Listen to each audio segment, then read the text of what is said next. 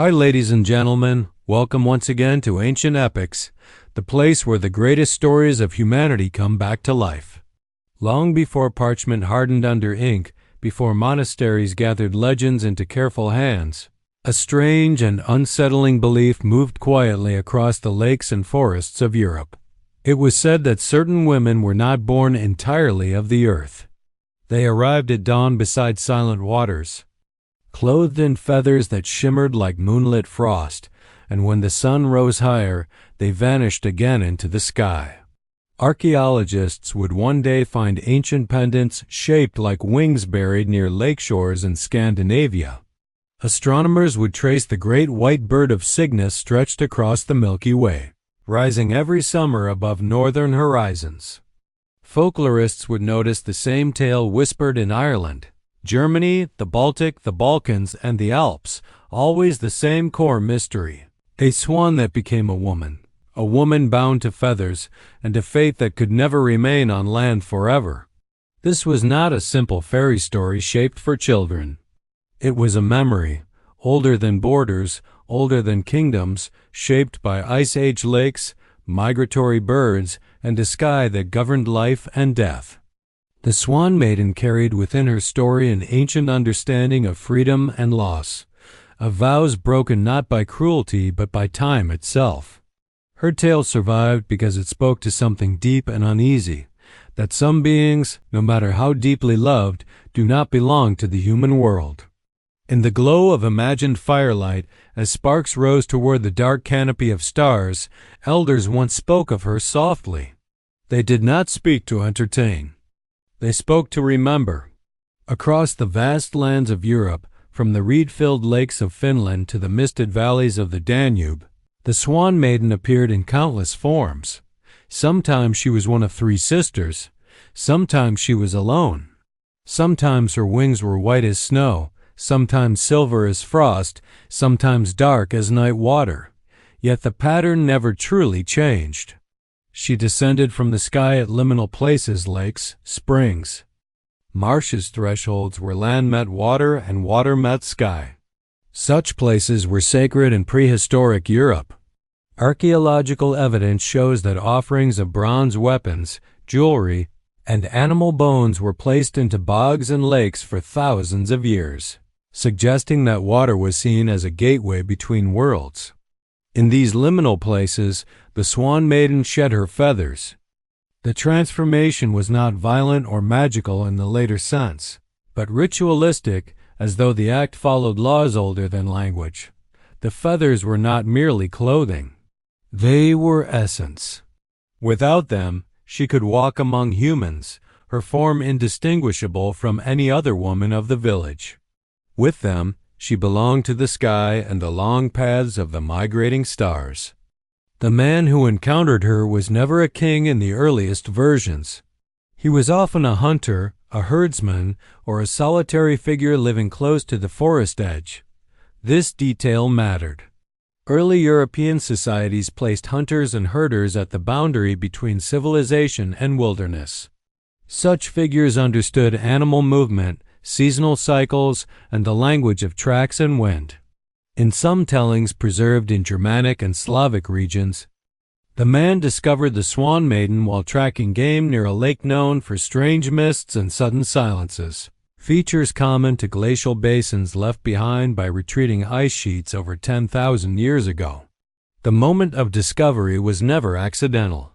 It occurred at dawn or twilight, times associated with spiritual permeability.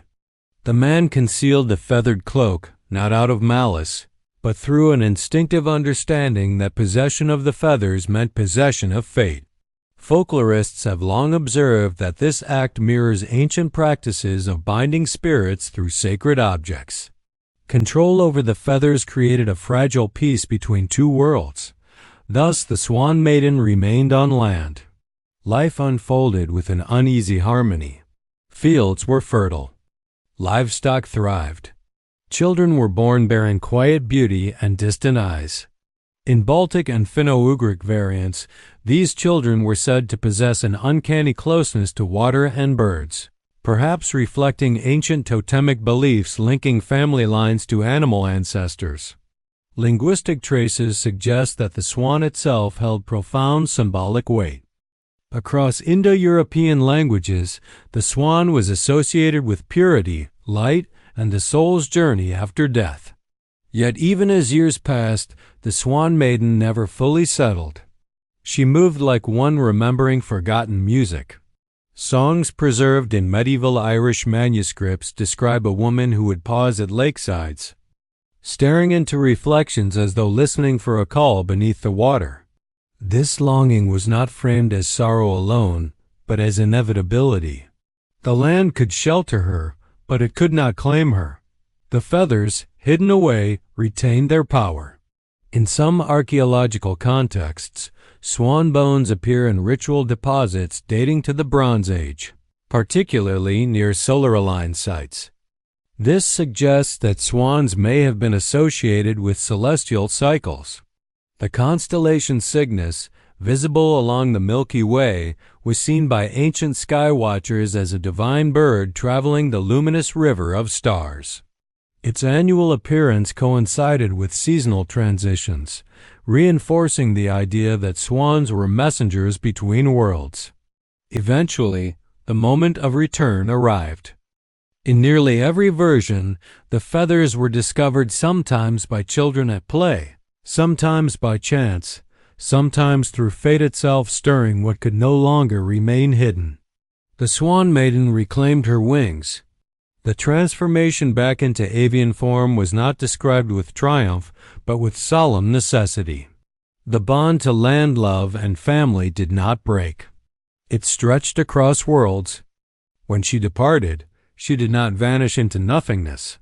She rose into the sky, following paths known to her kind since the first thaw of the last ice age. Migration routes mapped by modern science echo the ancient story. As swans travel thousands of kilometers between breeding and wintering grounds, guided by stars and geomagnetic fields. The man was left behind, not cursed, not punished, but changed. The tale did not condemn him. It reminded listeners that love could exist without ownership and that some beings walk beside humanity only for a season. In this way, the Swan Maiden remained one of Europe's most enduring figures, a memory shaped by birdsong, starlight, and water, carried across centuries by voices that understood loss as part of the sacred order. As centuries unfolded and cultures rose and fell, the Swan Maiden's story traveled quietly along ancient paths of trade, migration, and memory. It moved with merchants crossing alpine passes, with herders following seasonal pastures, and with sailors navigating river systems that braided Europe together long before maps existed. Each land reshaped the tale slightly, yet its inner structure remained intact, preserved like a fossil within living tradition. In the cold northern regions, where winter ice sealed lakes beneath long darkness, the Swan Maiden became closely bound to survival itself. Among early Scandinavian communities, swans were among the first birds to return when thaw loosened winter's grip. Their arrival marked the renewal of life, the reopening of waterways, and the promise of fishing and travel. Rock carvings from the Bronze Age in southern Scandinavia depict long-necked birds near solar symbols and boats, suggesting a cosmology where birds guided the sun or souls across realms. In these landscapes, the Swan Maiden was remembered as a bringer of abundance, her presence ensuring that the natural order flowed as it should. Farther south, in the Germanic heartlands shaped by dense forests and river valleys, the tale deepened in psychological weight. Medieval manuscripts record versions where the Swan Maiden's departure leads to gradual decline, not sudden disaster, but a subtle draining of vitality from the land. Crops grow thinner, animals wander, and the household loses its quiet harmony. Such imagery reflects early European understandings of balance between human settlement and nature. The Swan Maiden was not a mere wife or mother. She embodied the agreement between people and the living world. When that bond loosened, consequences followed. Slavic traditions carried the story eastward, where it intertwined with beliefs in water spirits and sky maidens known as Vile or Rusalki. Here, the Swan Maiden was sometimes described as a guardian of rivers and springs, places vital for agriculture and trade. Archaeological studies of Slavic ritual sites reveal repeated offerings at water sources, including feathers, beads, and animal remains. These deposits suggest that water was perceived as inhabited by powerful feminine forces. The Swan Maiden, in this context, became a mediator who could cross from the sky into water and then into human life, uniting all three realms. In the Celtic West, especially in Ireland and Scotland, the tale acquired a tone of deep melancholy. Early Irish literature, written down by monks but rooted in much older oral tradition, preserves stories of swan women bound by Geasa sacred obligations that governed fate. Swans in Irish myth often appear in pairs or groups connected by silver chains, symbolizing eternal bonds that could not be broken by time or death. Lakes associated with these legends frequently align with ancient burial sites, suggesting that the Swan Maiden also carried associations with the otherworld and the journey of souls after death. Astronomy played a quiet but profound role in shaping these meanings. The constellation Cygnus, the swan, occupies a central place in the northern sky, directly over the Milky Way. Ancient observers across Europe would have noticed that Cygnus appears to fly along this luminous band, often interpreted as a cosmic river or road of souls. During late summer and early autumn, when migratory swans begin their journeys, Cygnus stands prominently overhead at night. This celestial coincidence reinforced the belief that swans were travelers between worlds, guided by forces beyond human sight. Even linguistic evidence preserves echoes of this belief. Proto-Indo-European root words associated with swans often overlap with terms for singing, brightness, and lament. In several ancient languages, the swan was believed to sing once before death, a metaphor for final truth and release. Though modern biology disputes the literal song, the symbolism remained powerful. The Swan Maiden, then, was not only a figure of beauty, but of transition between life stages, seasons, and states of being. As Christianity spread across Europe, the Swan Maiden did not disappear. Instead, she retreated into folklore, reshaped but not erased. Church scribes sometimes recast her as an enchanted woman under a spell, careful to avoid framing her as divine. Yet even within these softened forms, the core remained unchanged. Feathers hidden, freedom delayed, and an inevitable return to a non-human realm. Importantly, these adaptations avoided direct conflict with religious belief, allowing the story to survive alongside new spiritual frameworks without diminishing their sanctity. The persistence of the Swan Maiden speaks to her grounding in observable reality. Swans truly did arrive and depart with the seasons. They nested in remote wetlands, fiercely protective yet elegant. Their long migrations, now tracked by satellite, reveal astonishing endurance, with some species traveling from Arctic breeding grounds to temperate winter waters. For ancient communities dependent on environmental rhythms, such behavior could only be interpreted as sacred knowledge made flesh. The human figure within the story also evolved. Over time, he became less a captor and more a symbol of limitation. His act of hiding the feathers was not framed as cruelty, but as a misunderstanding of the natural order. He represented humanity's desire to hold what is beautiful and fleeting, even when doing so disrupts balance. This interpretation aligns with early European moral frameworks that emphasized harmony over domination. In many later tellings, the Swan Maiden did not abandon her children entirely. Some versions describe her returning once a year, visible only as a swan circling the lake at dawn. Others say she watched from the sky, guiding her descendants through dreams or omens. Such motifs reflect ancestral beliefs that the dead or transformed continued to care for the living from another realm. The boundary was firm, but not cruel. By the early modern period, scholars collecting folk songs and rural legends noticed how consistently the Swan Maiden appeared near ancient landscapes, glacial lakes, river confluences, wetlands untouched by agriculture. Modern archaeology confirms that many of these places were inhabited or revered since the Neolithic era. Stone tools, pottery fragments, and burial mounds cluster around them, reinforcing the idea that the myth preserved memory of humanity's earliest relationship with water and wildlife. Thus, the Swan Maiden endured not as a fantasy divorced from truth, but as a vessel carrying layered knowledge. She held within her wings the rhythms of migration, the mapping of stars, the sanctity of thresholds, and the quiet warning that not everything beautiful is meant to remain. Her story was a mirror held to humanity's place within a vast, living system, one that could be joined briefly, but never fully possessed. As the firelight flickered lower and night deepened in the minds of those who once told this tale, the Swan Maiden's shape lingered between flame and shadow, reminding listeners that some stories survive because they speak truths older than words. In the final shaping of the Swan Maiden's legend, what remained was not tragedy, but understanding. The tale did not end with ruin or divine punishment. It ended with acceptance, an idea deeply rooted in ancient European worldviews where cycles ruled all things.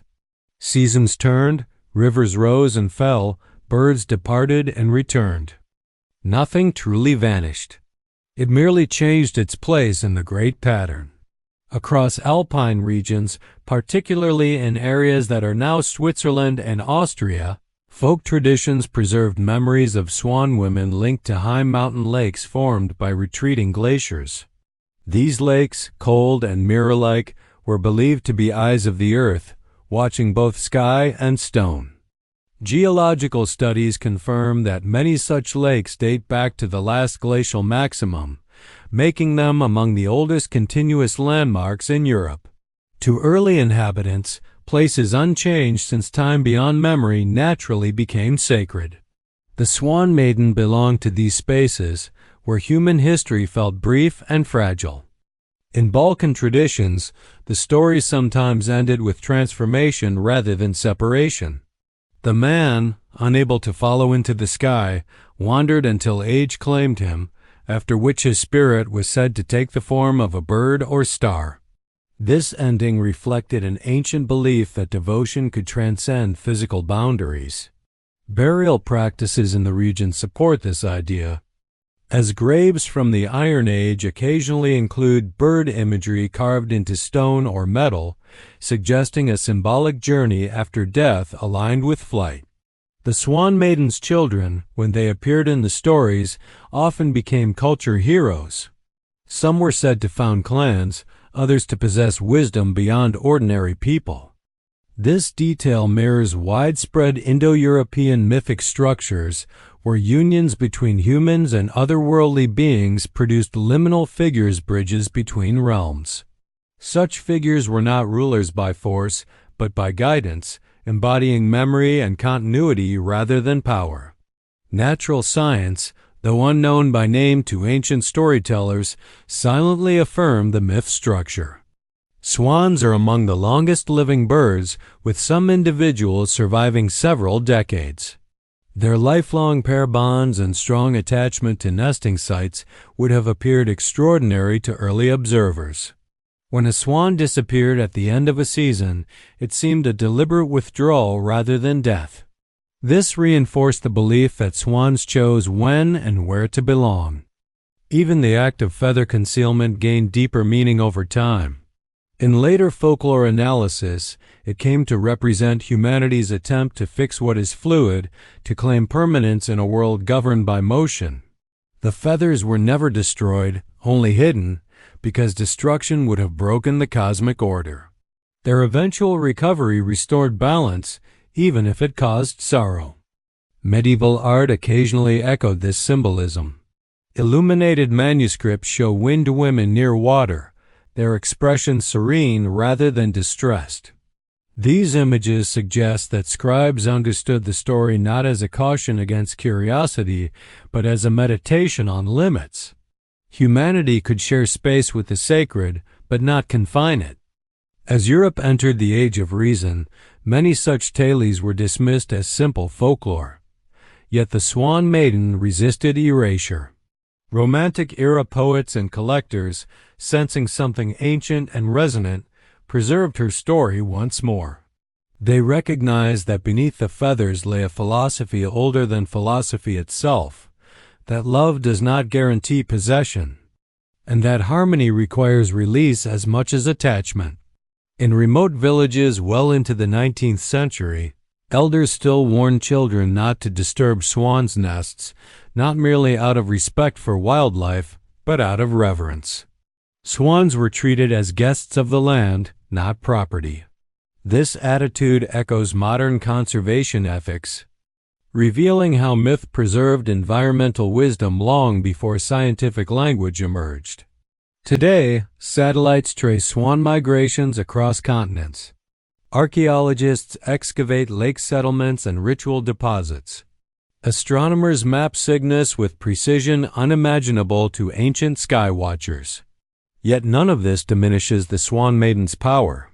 Instead, it confirms that the story arose from careful observation layered with meaning. Myth and knowledge were never enemies. They were partners speaking different dialects of the same truth. In the quiet after the tale, the Swan Maiden remains suspended between reflection and flight. She is seen in the stillness of dawn on water, in the distant cry overhead, and the arc of stars crossing the night. She does not ask to be followed. She asks only to be remembered as she truly was free, luminous, and bound to paths older than human footsteps. Her story endured because it taught without command and warned without threat.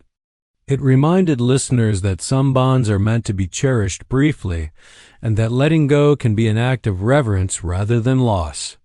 In this way, the Swan Maiden became not a relic of superstition, but a guardian of ancient balance, her wings carrying wisdom across centuries. If these ancient voices touched your heart today, please consider subscribing to Ancient Epics and ringing the bell so you never miss the next forgotten tale. Thanks for watching.